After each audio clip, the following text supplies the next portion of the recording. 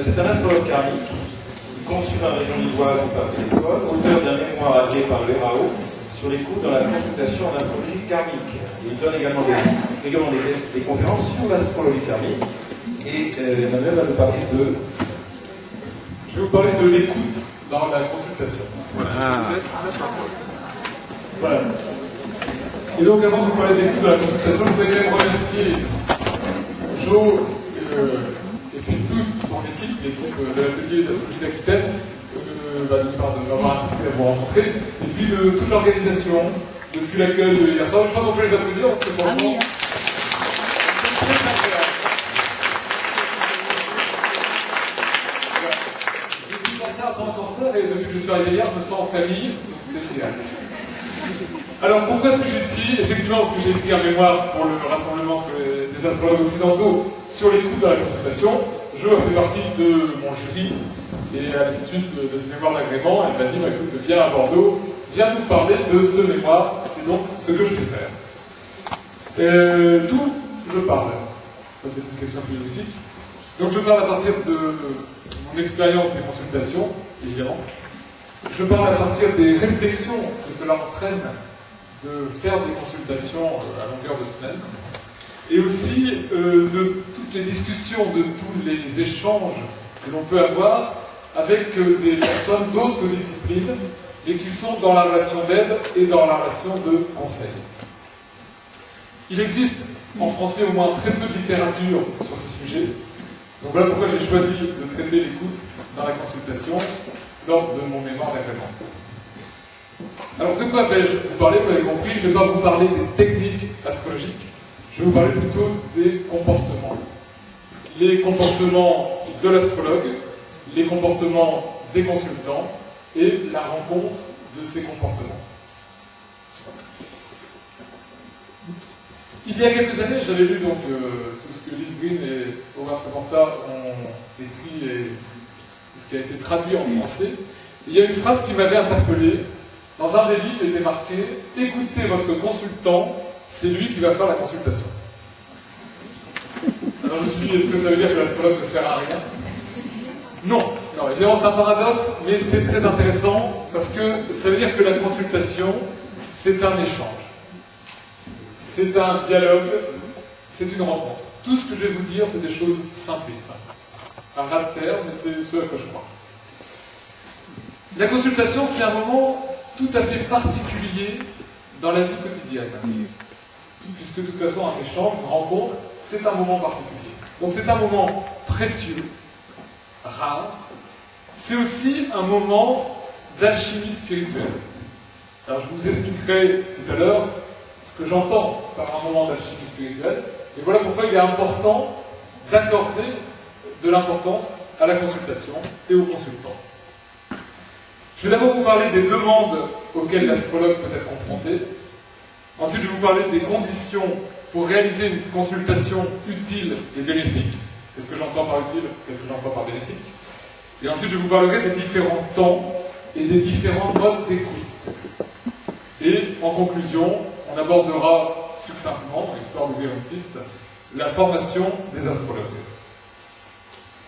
Alors, avant de commencer, je voudrais vous poser deux questions. La première question, c'est qui a déjà été consulté un astrologue parmi vous? D'accord? Et la seconde question, c'est qui donne des consultations parmi vous? D'accord, merci beaucoup. Ça veut dire qu'environ 75 à 80% de l'assistance connaît la consultation pour l'avoir vécue, soit d'un côté, soit de l'autre, soit des deux côtés.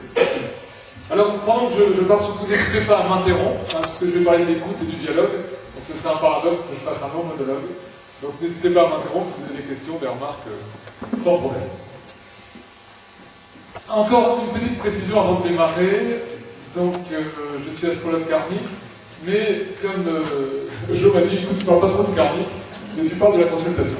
Et en fait, l'idée, c'est pas que je ne puisse pas parler du karmique, c'est simplement que quand on parle de consultation, que ce soit une consultation d'astrologie traditionnelle, que ce soit une consultation en astrologie humaniste, en astrologie karmique, en astrologie orientale, indienne, chinoise, tibétaine, ou en toute autre forme d'astrologie, Je pense que ce qui est en jeu est strictement la même chose, c'est la rencontre entre deux êtres humains.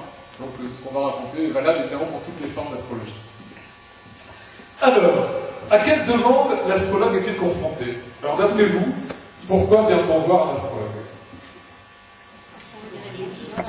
Parce qu'on veut des réponses. Pour poser une question, beaucoup plus que pour se connaître. Pour poser une question beaucoup plus que pour se connaître. Pour faire un bilan. Parce qu'on n'y voit pas clair. Parce qu'on n'y voit pas clair. Et absolument, oui.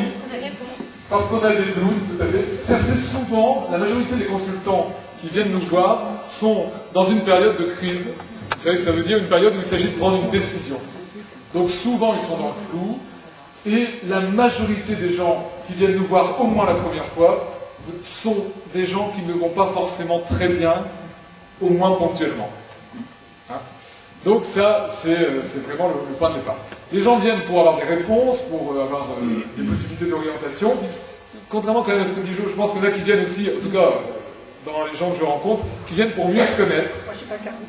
Oui, voilà, mais ça c'est l'astrologie karmique, qui viennent pour mieux se connaître et qui viennent pour comprendre le sens de leur existence et pour comprendre le sens des événements. Pour moi, l'astrologie karmique, et c'est pas contradictoire avec les autres formes d'astrologie, bien entendu, c'est une astrologie qui est essentiellement une astrologie philosophique, donc c'est une astrologie qui travaille sur le sens.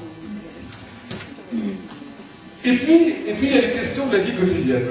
Alors, au mois de février, je devais faire une conférence à Bruxelles, que j'ai faite, et je me suis amusé, entre guillemets, au mois de janvier 2009, à noter toutes les questions particulières qui m'ont été posées pendant un mois en consultation.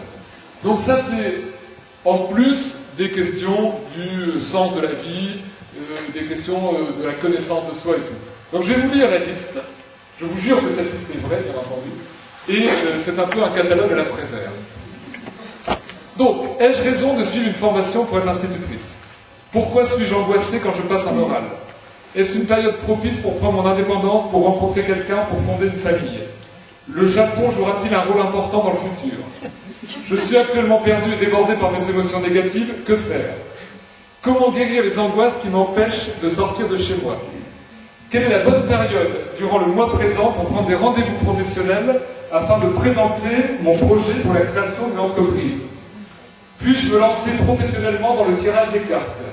Qu'en est-il d'une rencontre sentimentale récente alors que je suis marié et que j'ai 10 enfants?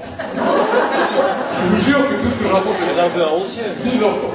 Quelle perspective professionnelle pour 2009? Quelle perspective pour ma santé en 2009?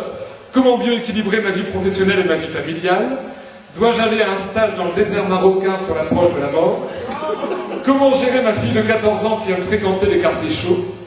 Quelle est ma mission sur Terre? Donc ça on est plus dans le sens. Puis-je me consacrer à aider ou soigner les autres? Que faire avec mon angoisse de la mort? Pourquoi je n'arrive pas à pratiquer la méditation? Quelle dualité me freine actuellement dans mon évolution spirituelle? Puis-je envisager d'avoir un enfant avec mon compagnon actuel?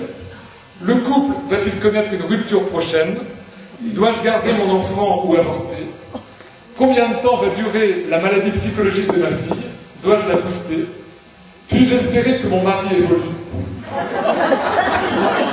Je vous jure que c'est vrai. Y a-t-il un changement professionnel possible à court terme? Comment agir avec mon mari qui veut me quitter? C'est le même. Hein? Non, c'est pas le même. C'est pas une seule consultation. Hein, y a-t-il un avenir avec cet homme que je croise depuis 20 ans et avec qui j'ai eu un coup de foudre, un retardement en mai 2008? Pourquoi je n'arrive pas à trouver ce qui me correspond? Ça, attendez, ça c'est le deck plus ultra. Je vous jure que c'est vrai. Qui a volé mes essuie-glaces? Ma mère va-t-elle aller à l'hôpital? Pourquoi mon vieux chien n'est-il pas encore mort? Suis-je à la hauteur pour vendre l'entrepôt familial? Pouvez-vous m'éclairer sur la santé et l'entreprise de mon mari? Va-t-il pouvoir reprendre la maçonnerie? La poissonnerie. La maçonnerie. On rigole après, hein, sur le moment. Quel va être le résultat de ma biopsie? Pourquoi mon futur beau-fils m'agresse-t-il verbalement et comment puis-je réagir? Quand le litige avec mes voisins a-t-il des chances de s'arrêter?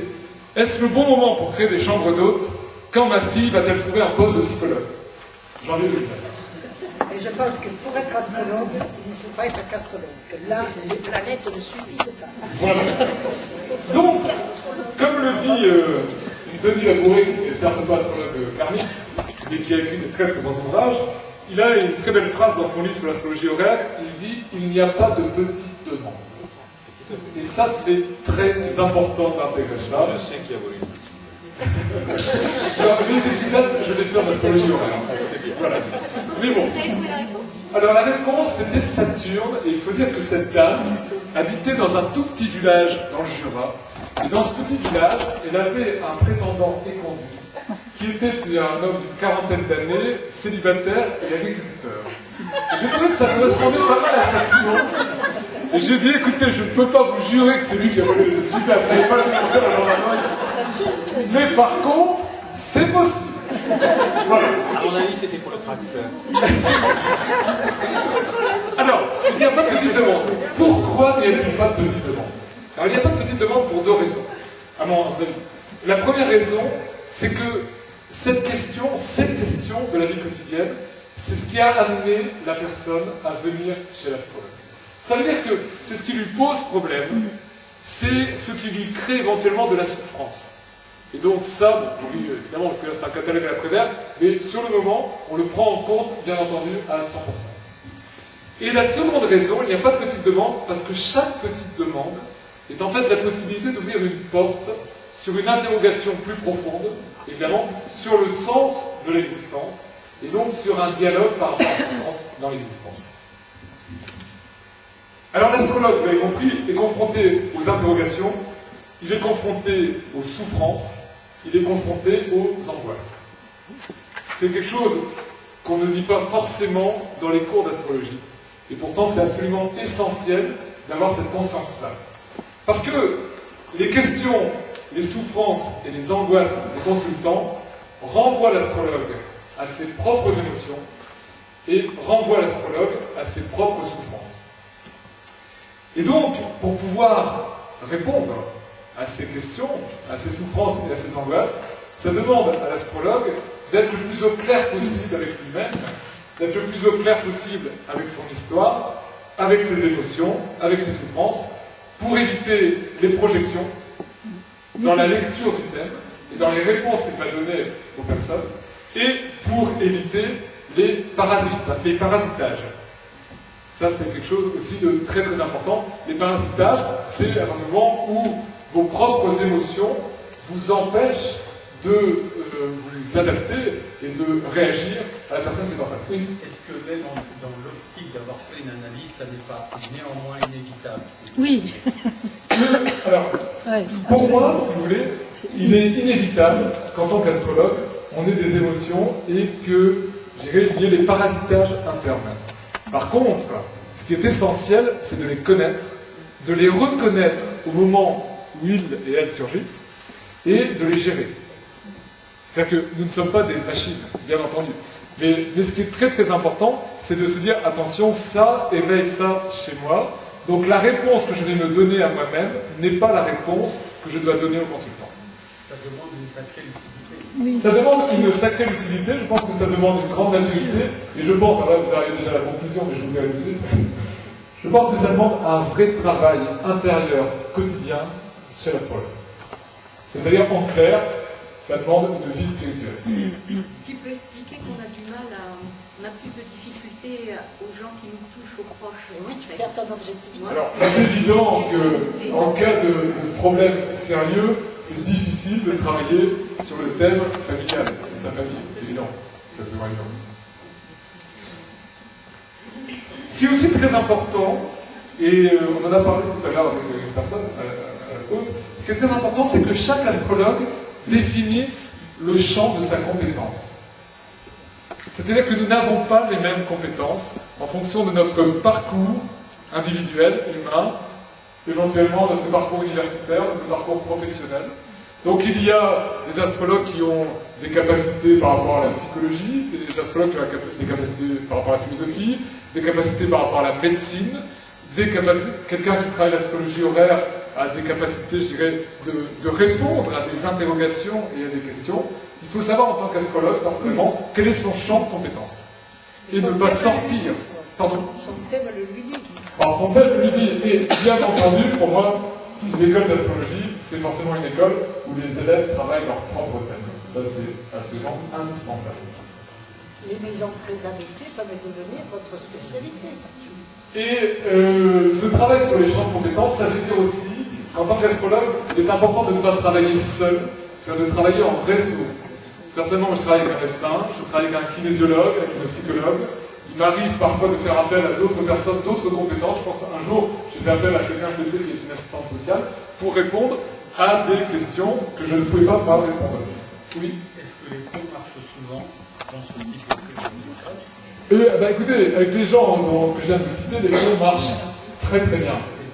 Indépendamment d'un cas particulier et de l'autre, est-ce que globalement, les ponts se font bien entre médecins, psychologues, etc. Moi, j'ai une vision assez positive de l'existence, et dans cette vision positive, je pense que les ponts se font de plus en plus. Si vous voulez, la même semaine, j'ai eu deux médecins, dont une spécialiste, en médecine classique, qui sont venus me consulter, moi, astrologue. Donc ça veut dire que cette forme d'esprit qui pourrait être vue comme un esprit un peu rationaliste, en fait, il y a des tas de gens qui s'intéressent aux questions et qui se rendent bien compte que pour comprendre le réel, il faut pouvoir l'aborder à partir d'optiques différentes. Donc moi je pense que ce travail-là de réseau, c'est quelque chose qui existe et qui va se développer parce que c'est la vraie solution.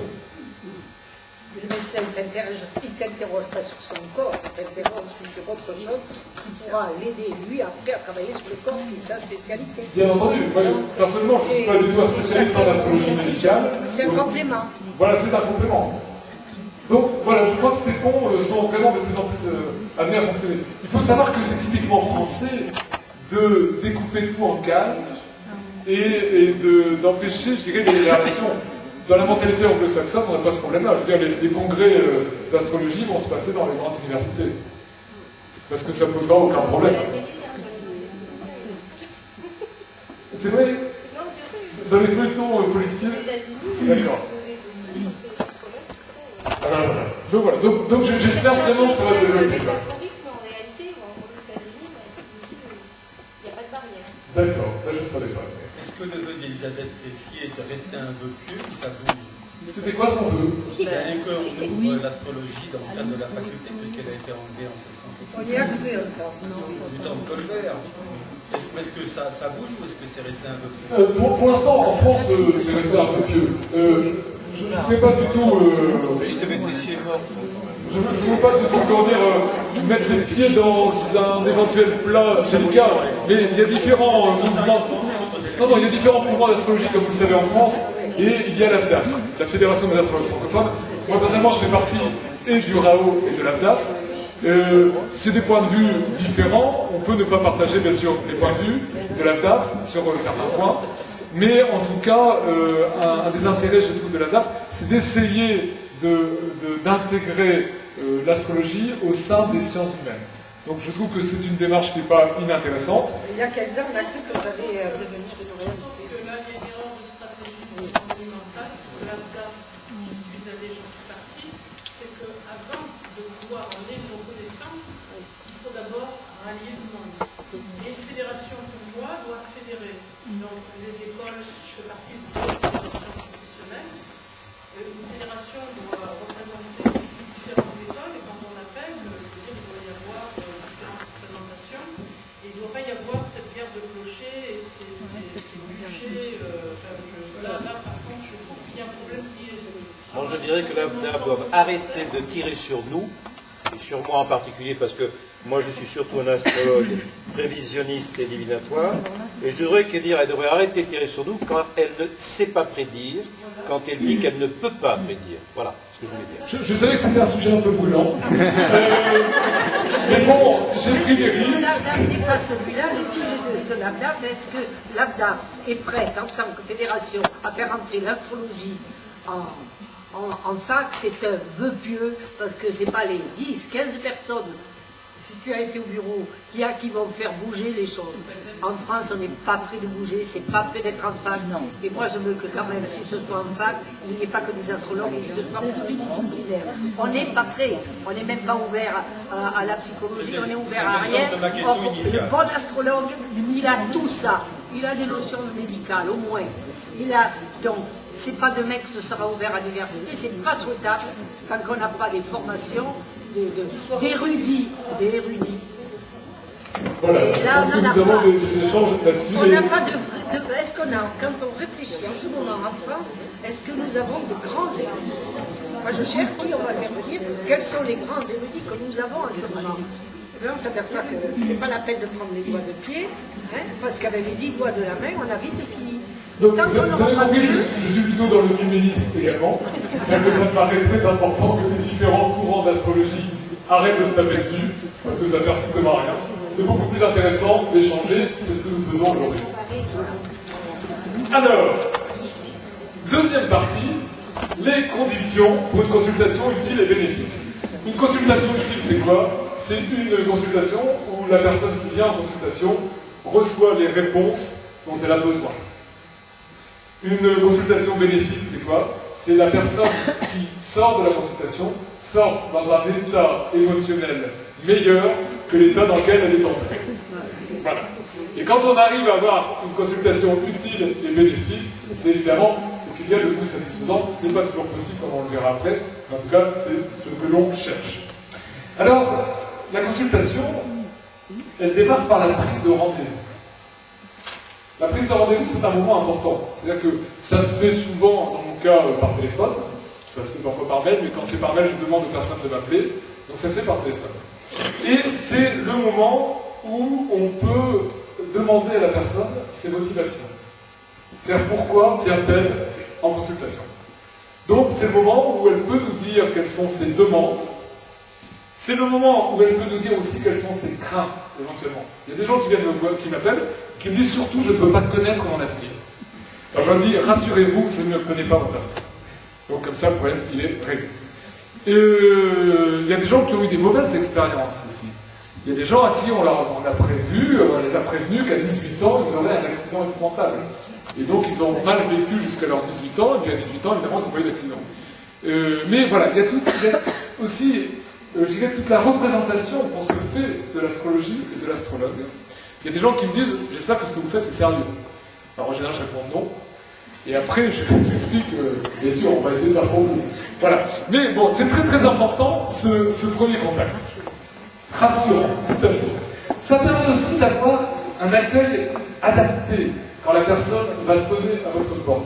Parce que quelqu'un qui vient, et vous savez que cette personne vient de vivre un deuil important, vous ne l'accueillez pas de la même manière que quelqu'un pour qui tout va bien et qui vient simplement pour mieux connaître son existence. Il y en a beaucoup. Donc, pardon? Il y en a beaucoup qui viennent quand tout va bien. Il y en a quelques-uns quand même. En astrologie thermique, il y en a quelques-uns.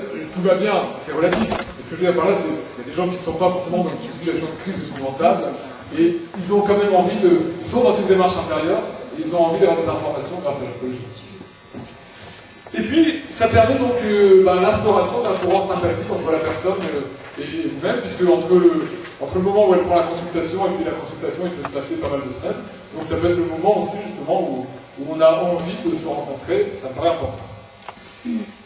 A contrario, je vais vous donner une petite anecdote de quelque chose qui m'est arrivé. Donc un jour, j'étais avec des amis, nous étions en train de entre nous, quoi. Et puis le téléphone sonne, ça c'est les joies du portable, je décroche. Et donc c'est une personne qui m'appelle en disant voilà, je souhaiterais avoir une consultation karmique, est-ce que vous pouvez m'expliquer ce que c'est? Et moi j'étais dans mon humeur joyeuse, et je lui ai répondu joyeusement, et donc elle n'est jamais venue. Évidemment qu'elle n'est jamais venue. Je ne fais pas de travail sérieux. Ben voilà, c'est ça, je ne fais pas très sérieux, mais surtout parce que je n'ai absolument pas adapté. Et ça c'est quand même une des règles de la communication essentielle que j'ai oublié ce jour-là, c'est que quand quelqu'un vous parle, il s'agit bien sûr de vous adapter à votre interlocuteur. J'avoue que je vais en train de m'amuser, donc je suis amusé. Alors ensuite, ça c'est la prise de rendez-vous, donc c'est un moment très important. C'est vraiment un premier moment d'écoute. La seconde chose pour moi qui est importante, c'est le lieu de la consultation. Je pense que le lieu de la consultation doit répondre à deux critères. C'est un lieu qui doit être chaleureux, et c'est un lieu qui doit être vivant. C'est-à-dire que nous ne sommes pas, pour faire une consultation, dans un cabinet médical froid. Il y a des cabinets médicaux qui sont pas du tout froids. Mais voilà, on n'est pas dans un cabinet médical froid, et on n'est pas dans l'antre d'une sorcière avec beaucoup de poussière et des boules qui traînent. C'est la boule de cristal.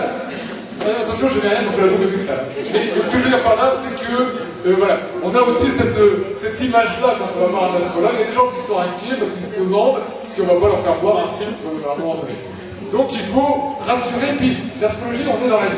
Voilà. Donc il faut que ce soit chaleureux, il faut que ce soit sympathique, il faut que ce soit agréable. Le tempo de la consultation, je vous disais tout à l'heure, la consultation c'est un temps à part. C'est un temps à part dans le quotidien. Et je crois que c'est très important que la personne sente qu'on n'est pas pressé.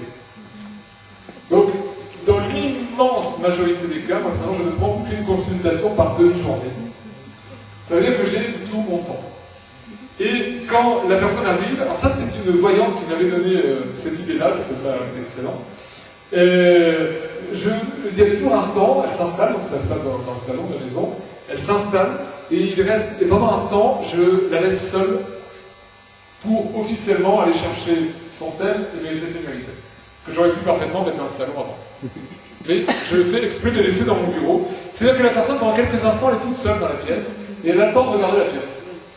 Elle attend de regarder le paysage, elle attend de regarder où est-ce qu'elle met les pieds, de trouver son repère, et puis ensuite, soit elle s'installe dans le fauteuil, soit elle s'installe pas, elle reste debout, soit il y en a en fonction du tempérament, un tempérament mercurien, en général, fait le tour de la pièce, et puis essaie de voir les autres pièces. Bon, ben.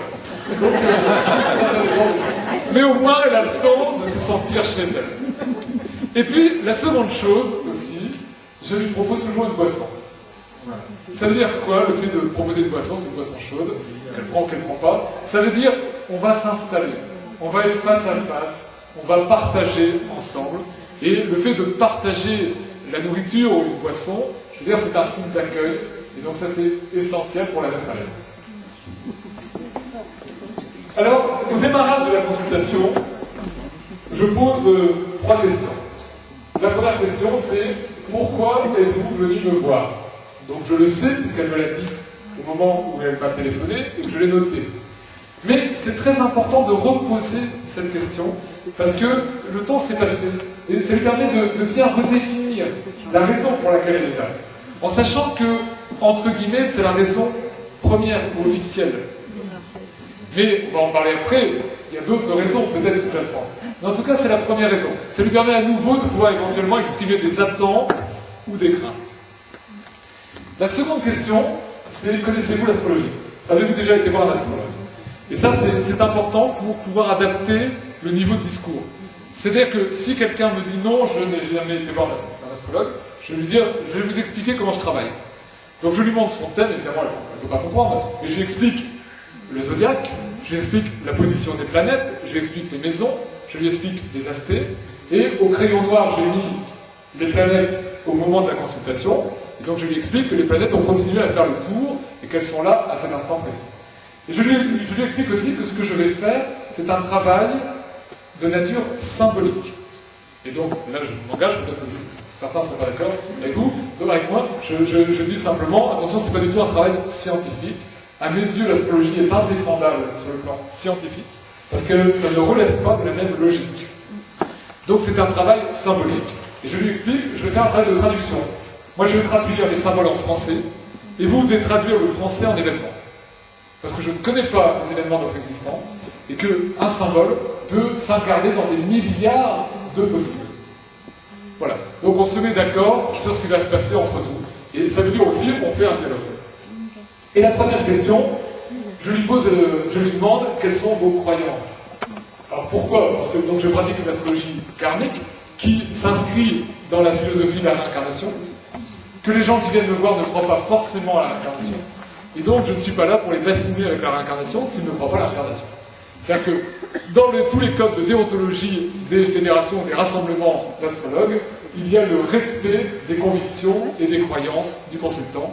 Donc ça, c'est quelque chose d'essentiel.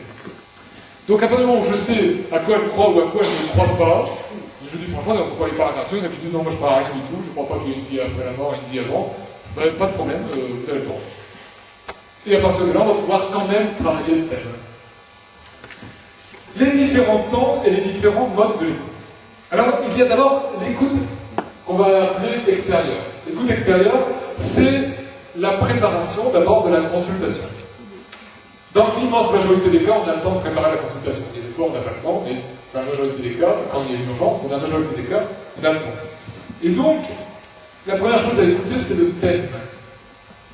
Écouter le thème, c'est se laisser surprendre par le thème. Ça veut dire, c'est d'abord regarder le thème, et puis simplement voir ce qui apparaît immédiatement. C'est peut-être un aspect qui va apparaître, c'est peut-être une planète angulaire, c'est peut-être un amas, et c'est peut-être une maison qui va être particulièrement occupée ou chargée, c'est peut-être un axe. Et donc ça, c'est se laisser surprendre dans le premier regard. Ensuite, bien sûr, on va analyser le thème. Et là, en fonction de l'école que vous avez suivie, il y a différentes méthodes. Donc l'astrologie karmique suit une méthode qui est une méthode extrêmement rigoureuse, donc il s'agit de suivre cette méthode pour analyser. Mais vous pouvez prendre une autre méthode, bien entendu, ça n'a aucune importance pour vous que ce soit la vôtre. Et ensuite, il faut repérer ce qui se répète. Alors, il y a un monsieur, je ne sais pas s'il est dans la salle, qui s'appelle Francis Caro-Bolland. Ah bah oui. Vous êtes là, vous avez écrit un très beau livre sur les lunaisons, je vais me permettre de vous citer, si vous permettez.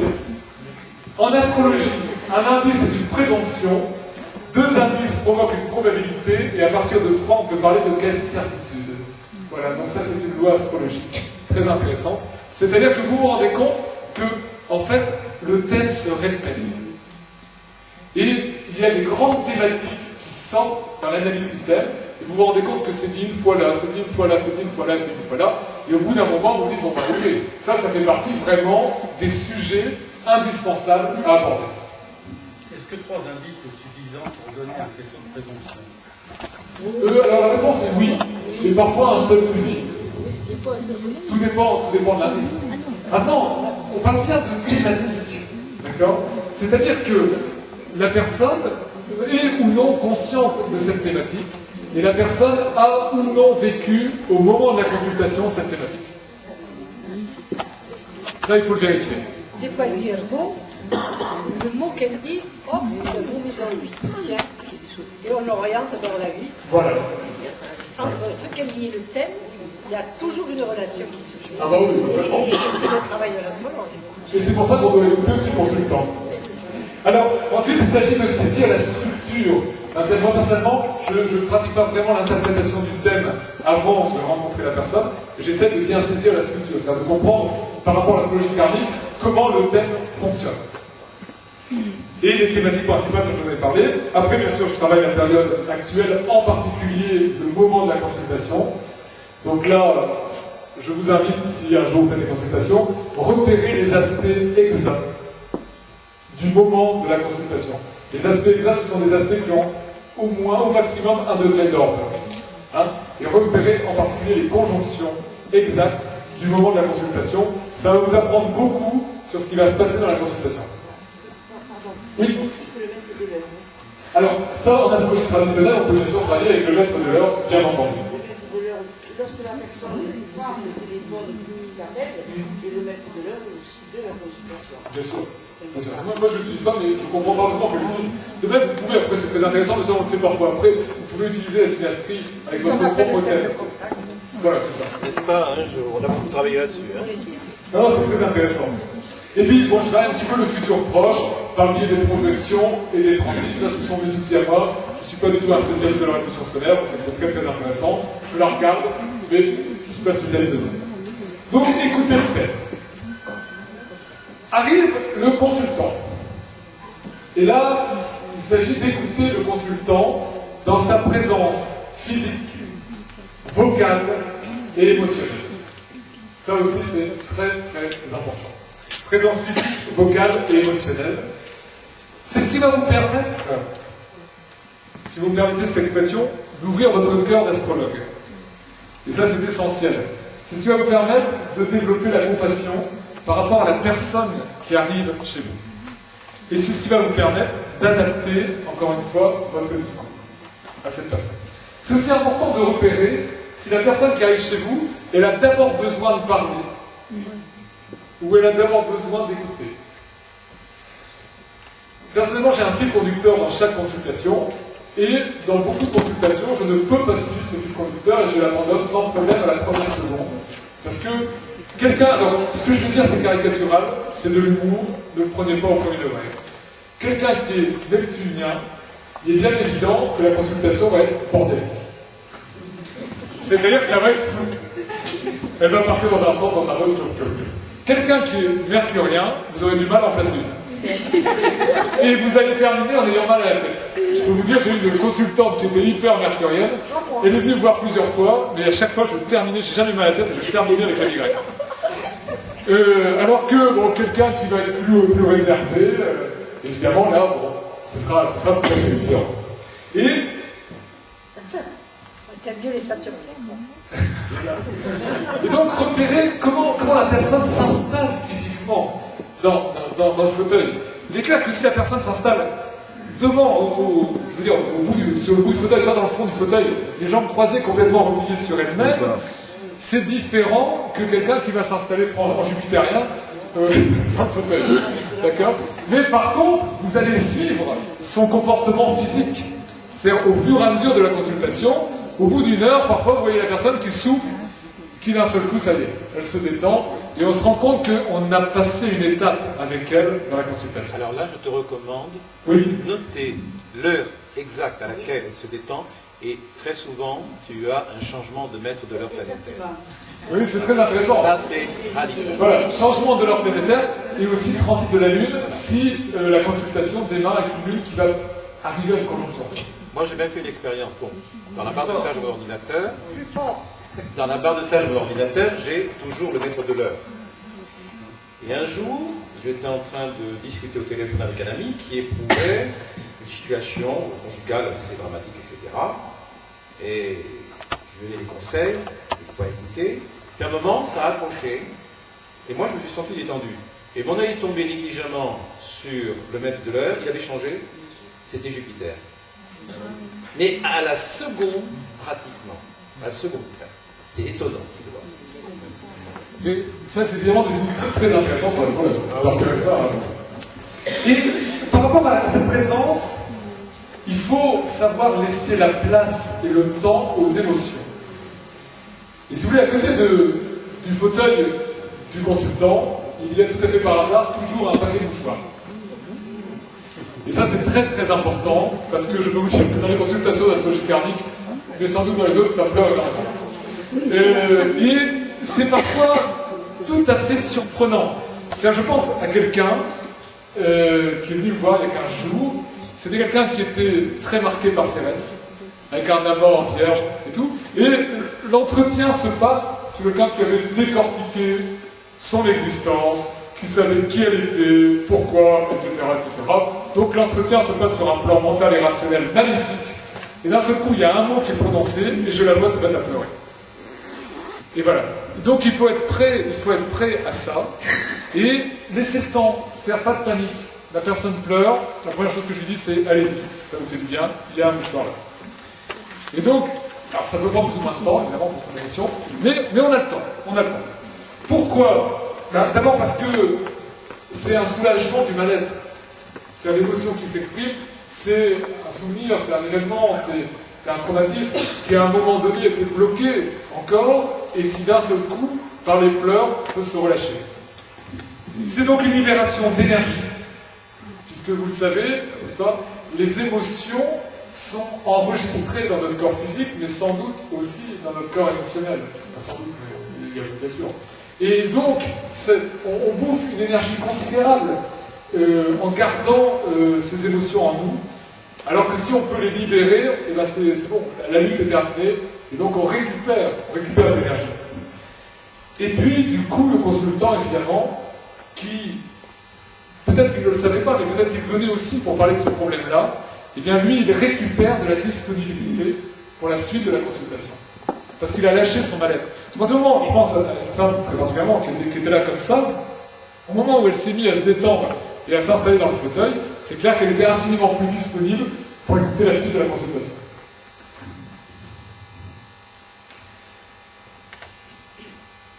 C'est aussi important pour nous en tant qu'astrologues d'aider les personnes à mettre des mots sur leur vécu.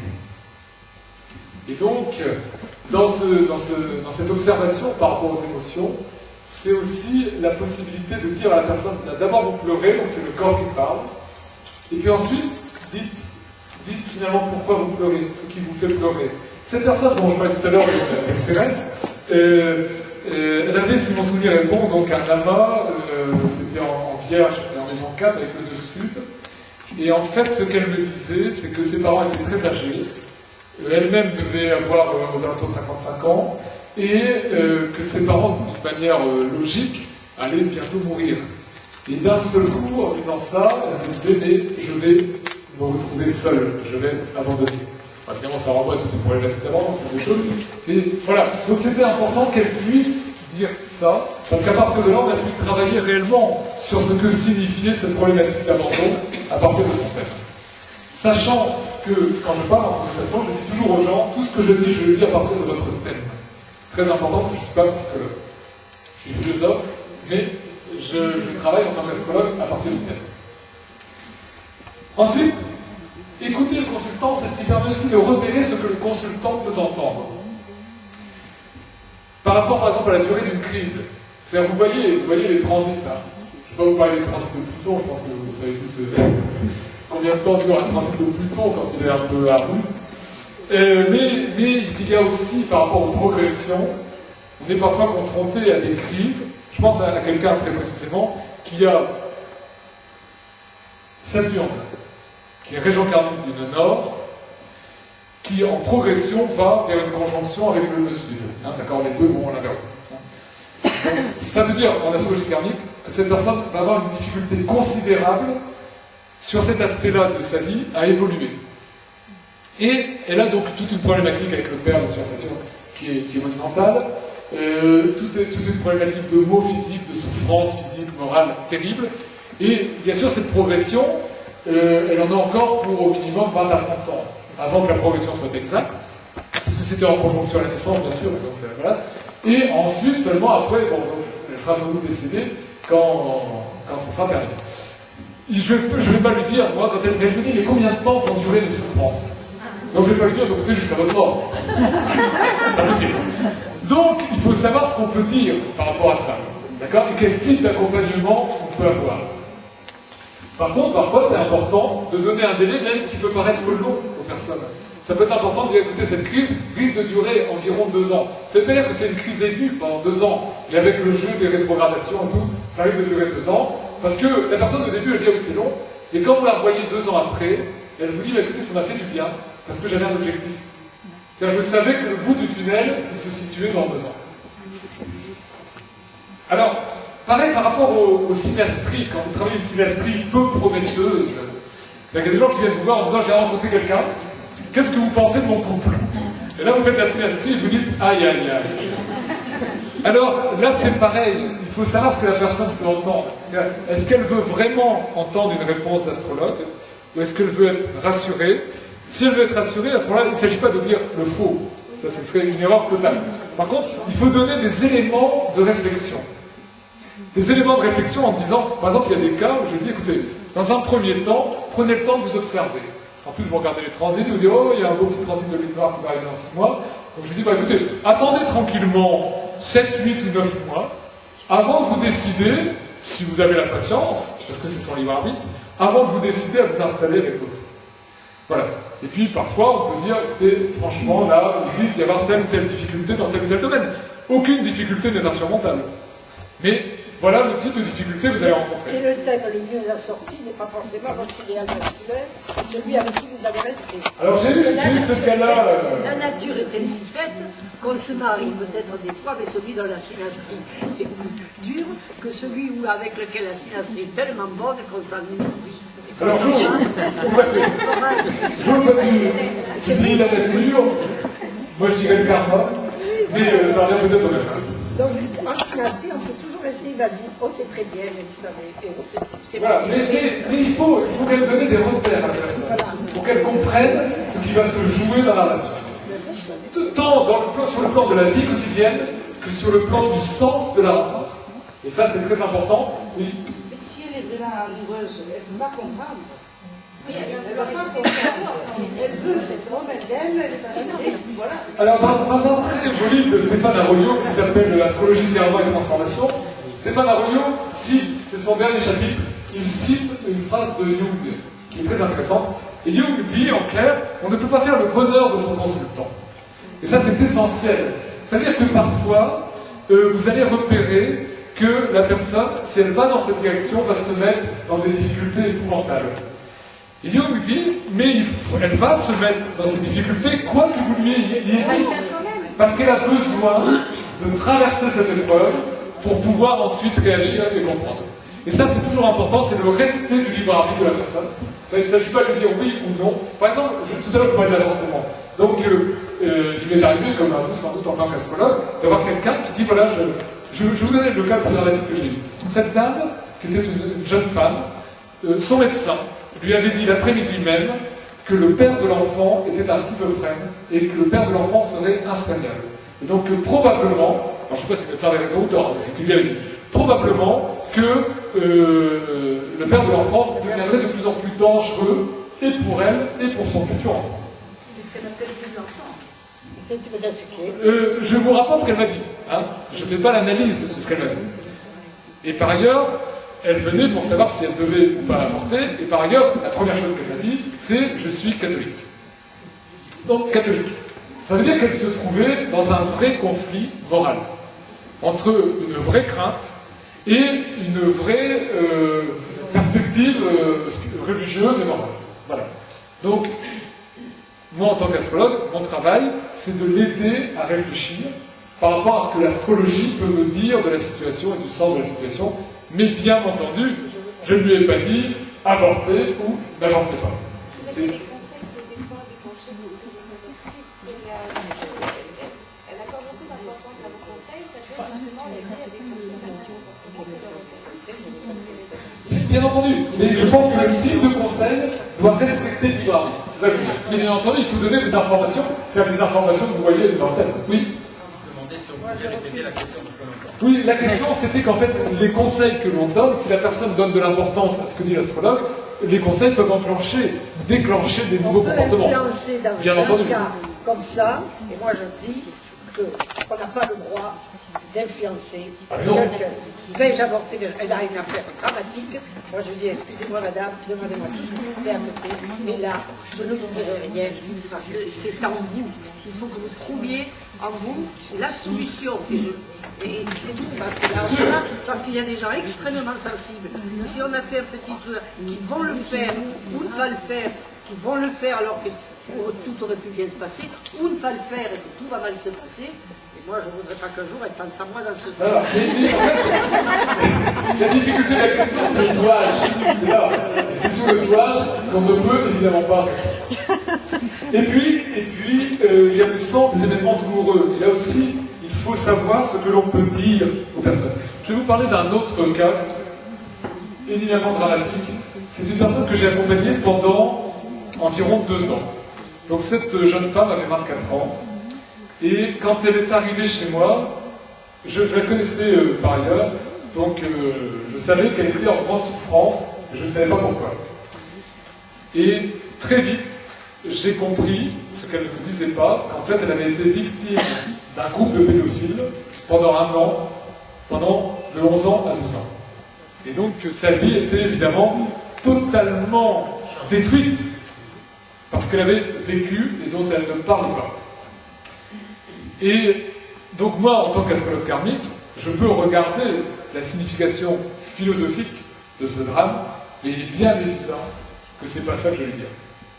C'est-à-dire qu'il fallait d'abord l'aider à pouvoir, je veux dire, parler. Alors là, on a travaillé, il y avait une opposition Mercure-Lune, donc tout le problème, c'était parce qu'elle en voulait énormément à sa mère de ne pas avoir vu ce qu'elle avait vécu et qu'elle n'avait pas dit.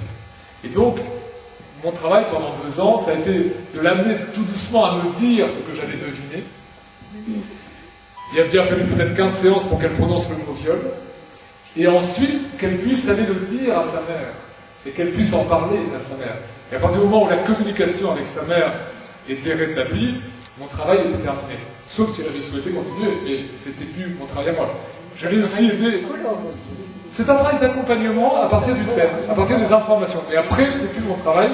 Et après, elle avait aussi un dilemme, c'était de savoir si elle allait ou pas porter plainte, parce qu'elle avait la possibilité de retrouver ses bourreaux.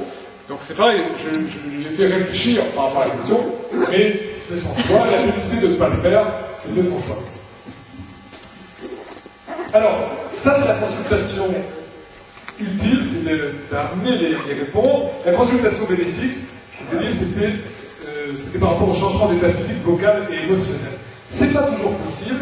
Alors, vous comprenez bien que cette jeune fille dont je viens de parler, ou cette femme qui se demandait si elle devait avorter ou pas, elles ne sont pas sorties dans un état émotionnel de sérénité, bien entendu, parce que là, c'est pas possible. Je pense que dans ces cas-là, il faut rester dans le vrai, dans ce qui nous paraît vrai et juste, et ne pas raconter n'importe quoi pour rassurer la personne. Par contre, ce qui est très important pour l'astrologue, c'est de comprendre quelle est la face lumineuse des symboles. On parle de tout symbole, tout aspect, avec face obscure, avec face lumineuse. Et donc, c'est de pouvoir aider la personne à relire son thème en envisageant les possibilités positives de son thème. C'est-à-dire qu'un carré n'est pas une fatalité, Saturne à l'ascendant n'est pas une horreur, un transit de Pluton n'est pas une catastrophe, je me tourne vers quelqu'un pour des raisons très précises, mais ça je sais, enfin, etc., etc. Voilà. Donc, c'est très très important de dire que tout symbole, tout aspect, le plus difficile soit-il apparemment, peut être vécu d'une manière positive et d'une manière, je veux dire, qui vous fasse du bien. C'est très important. Demain, vous avez Pluton, je pense qu'il ne faut jamais se battre contre Pluton. Il faut se battre avec Pluton, ça il faut aller dans le sens de Pluton. Je vais donner un petit exemple, une petite anecdote. Donc, c'était le boulanger de notre village qui vient voir, parce qu'avec mon épouse, on travaille aussi ensemble, et il avait un super transit de Pluton sur son soleil, en maison 5, et on travaille là-dessus, et c'est quelqu'un pour d'autres raisons, là j'ai pas le temps de vous expliquer, qui passe son temps à travailler. Et en fait, je lui explique, il faut que tu lâches. Il a une boulangerie, il voulait une autre, il avait une autre maison secondaire, il faisait des travaux, donc quand il avait terminé un travail là, il allait travailler ailleurs. Je lui disais, arrête, il faut que tu prennes du temps, un temps de recul. Il m'a dit, oui, Emmanuel, tu as raison. Et bien sûr, il ne l'a pas fait. Donc un jour, il a travaillé à la boulangerie à partir de 3h du matin, un dimanche, jusqu'à 2h l'après-midi, puis il a foncé dans sa maison de campagne, et puis il a fait des travaux avec une scie. Voilà, c'est une scie sauteuse, et elle a sauté là. D'accord ? Il a eu de la chance, il s'est coupé le visage, mais il ne s'est pas coupé les nerfs. Donc il a eu beaucoup de chance. Et voilà, je pense que s'il avait intégré que le transit de Pluton lui demandait de lâcher prise, il aurait sans doute évité cette action.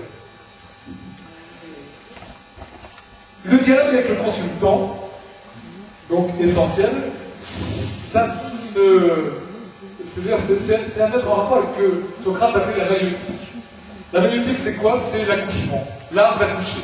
D'accord? Socrate disait, moi je suis une sage-femme, des esprits, c'est-à-dire que dans le dialogue, je vais faire dire à la personne qui est en face de moi ce qu'elle sait déjà. Je pense qu'en tant qu'astrologue, on a ce travail-là aussi de maïeutique, c'est-à-dire que nous, on a des informations par rapport aux symboles, et dans le dialogue, on va permettre au consultant de dire soit comment il a vécu le symbole jusqu'à maintenant, soit comment il pourrait le vivre, soit comment il a envie de le vivre. Et souvent, à la fin de la consultation, les gens me disent, vous avez mis des mots sur ce que je sentais. Et je leur dis, bah ça c'est je dirais, le critère essentiel qui fait que ce que j'ai dit était juste. Il faut absolument que ça résonne en vous. Alors le travail de l'astrologue, c'est quoi? C'est repérer ce qui est karmiquement important, c'est questionner le consultant par rapport à l'incarnation du symbole. Donc ça va permettre au consultant de faire une prise de conscience et une formulation de ce qu'il a vécu. C'est indiquer le sens du symbole par rapport à son chemin de vie, donc ça c'est la notion philosophique par rapport à l'axe des nœuds, et c'est l'aider à imaginer les manières positives d'incarner ce symbole. Le rôle du consultant dans la maïeutique, c'est lui de témoigner de son vécu du symbole, c'est de prendre conscience des répétitions malheureuses de ce vécu. Si je vous parle de la femme dont je parlais tout à l'heure, avec cette rétrogradation, enfin c'est en progression, en Saturne qui va vers le sud, donc cette femme, je lui dis, dans une des premières consultations, parce que je la suis aussi depuis 2 ans, je lui dis, écoutez, tout ce que vous vivez actuellement, les souffrances, etc., émotionnelles, c'est en rapport avec quelque chose que vous avez vécu lorsque vous aviez 14 ans, et c'est un problème de violence. Et elle me dit, non, je n'ai jamais vécu de situation violente, et particulièrement à l'âge de 14 ans. Donc on continue à discuter tranquillement. Puis elle me dit, oui, quand j'avais 14 ans, un soir, j'étais avec une amie, puis j'avais des copains, des garçons qui m'attendaient, donc j'ai demandé à mon père si je pouvais sortir, il m'a pris, et il m'a cogné la tête contre le mur. Je lui dis, voyez madame, quand je parlais de situation violente, c'est de ça dont je parle. Et là-dessus, elle a commencé à me raconter toute sa relation avec son père. Mon père a Saturne qui va vers le sud, en progression. Et donc en fait son père n'a pas cessé de la frapper, et comme elle n'est pas grande, de la prendre physiquement et de lui cogner la tête contre le mur. Voilà. Donc à un moment donné, elle prend conscience des répétitions, des situations, des comportements douloureux, d'échecs qu'elle a vécu toute sa vie. Et puis, à partir de là, on peut travailler ensemble sur les éventuelles croyances à la source de ces répétitions. Ça, c'est très important. C'est par exemple, je puis de fonctionnement et elle-même va imaginer des nouveaux modes de fonctionnement. En clair, vous l'avez compris, consultant et astrologue s'écoutent et dialoguent. Donc l'écoute extérieure, c'est l'attente préalable, l'étude préparatoire, la présence physique, vocale, émotionnelle du consultant et la pratique de la maïotique. Il y a ensuite l'écoute intérieure.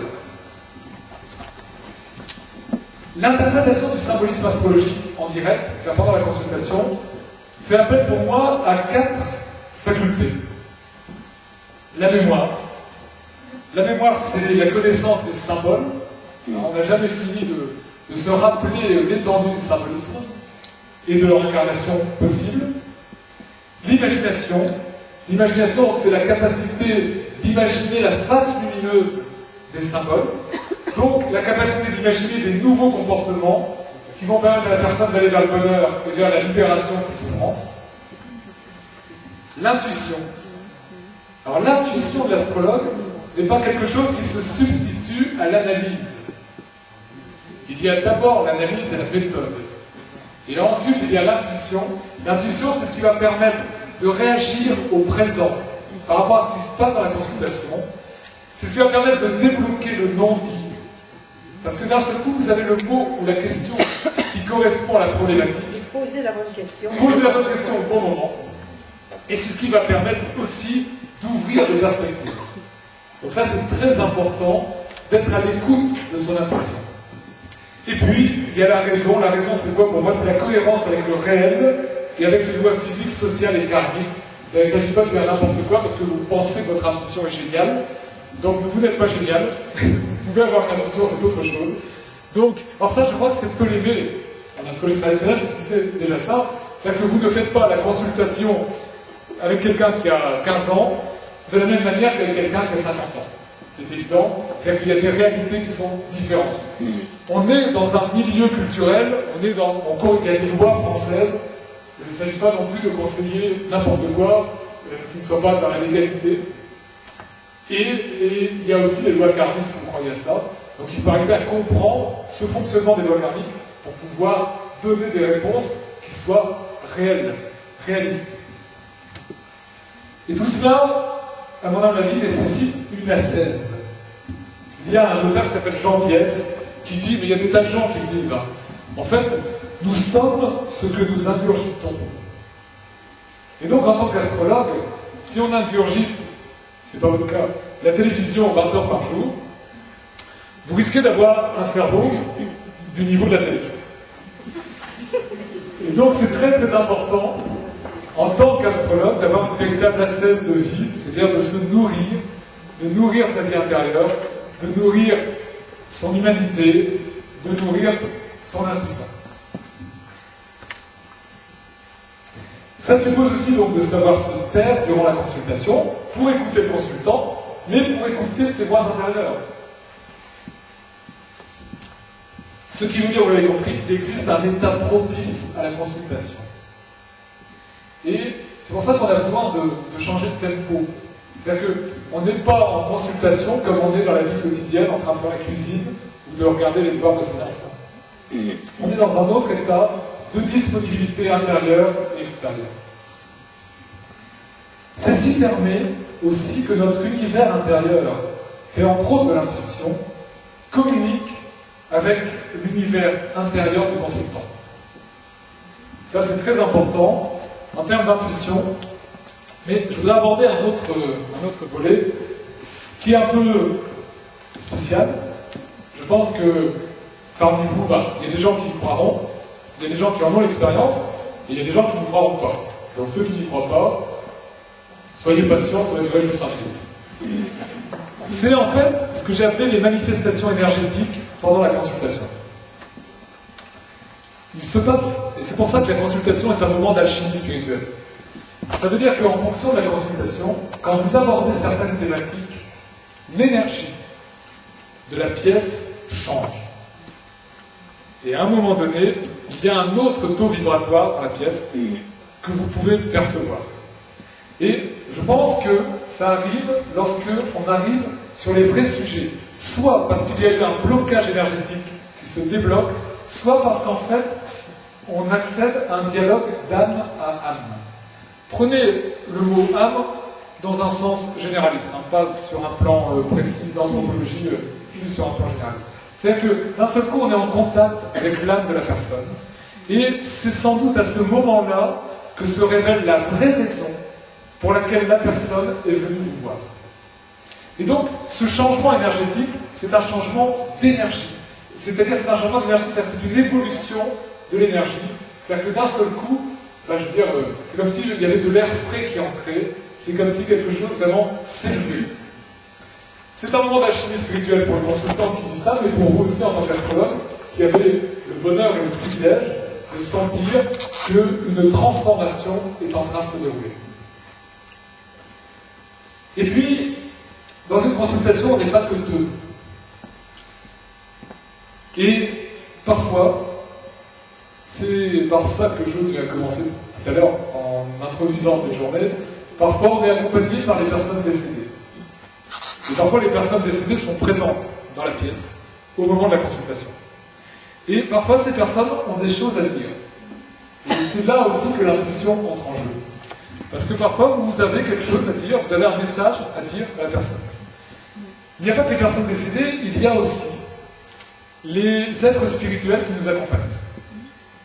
Je pense qu'en tant qu'astrologue, on a aussi parfois la chance d'être accompagné par des êtres spirituels, par des astrologues, par d'autres êtres, et que ces gens qui sont là avec nous dans la pièce, eh bien, ils nous aident aussi à la consultation. Et en tant qu'astrologue, quand vous êtes dans une situation bloquée, quand vous êtes dans une situation où il y a une vraie souffrance chez le consultant et que vous ne savez pas quoi en faire, ben, je vous invite à aller demander là-haut. Parce que moi, à ce moment-là, je dis, écoutez, aidez-moi. Là, je ne sais pas quoi dire. Je ne sais pas ce qui peut se passer, je ne sais pas comment faire pour aider la personne. La réponse arrive en moins d'une minute. C'est vrai, pardon. Et Oui. les consultations par téléphone, alors C'est strictement pareil. Dans les consultations par téléphone, je peux vous dire que je sens le changement énergétique. Ah oui, mais même physiquement, dans la pièce où je suis, même si la personne est à l'autre bout du monde, c'est strictement pareil. Ah oui, c'est pareil, c'est pareil. Mais il faut... Pardon. C'est la voix, c'est l'émotion. C'est aussi efficace par téléphone qu'en face, parce que de toute façon, les consultations durent au moins 2 heures. Et donc, par téléphone, il y a la live box, hein, donc c'est voilà. Heureusement. Ben voilà, c'est exactement voilà, ce genre de choses. Je voyais quelqu'un tout à l'heure qui disait un excellent livre, je le cite dans mon texte, parce que je ne vous ai pas tout dit par rapport à ce qui est dans le texte exact, mais ça s'appelle Le pouvoir de l'élection des mains, je sais plus. Anne Brennan, voilà, c'est ça. Et elle parle de ces présences-là et des maîtres qui nous aident. Voilà. Donc effectivement, les maîtres artificiels, c'est tout ça. On peut le nommer comme on veut, on peut l'appeler les Dakini dans le cadre du bouddhisme, on peut l'appeler les anges dans le cadre du christianisme, ça n'a aucune importance. Ce sont les êtres qui nous accompagnent. Ce n'est pas du tout un pouvoir extraordinaire, et je m'arrête, dans 2 secondes. Ce n'est pas du tout un pouvoir extraordinaire, c'est quelque chose que tout le monde peut vivre, puisque c'est quelque chose que tout le monde partage. D'accord ? On n'est pas dans le super occulte génial, pas du tout, c'est du quotidien. Par contre, la condition essentielle, bien sûr, j'ai commencé un petit peu par là, c'est la capacité d'aimer. Et je pense que c'est dans notre capacité d'aimer les consultants qui viennent nous voir qu'on peut avoir ces dialogues, cet échange d'univers intérieur et cette intuition. Alors, ma conclusion, quelle formation pour les astrologues? Il y a une dimension technique indispensable qui est donc l'apprentissage du symbolisme et l'apprentissage d'une méthode d'interprétation qui va être propre à chaque courant. Et ça, il est indispensable de maîtriser la méthode de l'école à laquelle on appartient. Indispensable. Et la seconde formation, c'est la dimension humaine, c'est se préparer à accueillir la souffrance, c'est cette vie spirituelle pour se nourrir, se régénérer et être à l'écoute de son intuition la plus élevée. Donc ça, il est bien évident que c'est à chaque astrologue d'envisager quelle forme peut prendre pour lui cette formation. Et il est bien évident que c'est une formation continue durant toute son existence. Merci d'avoir écouté.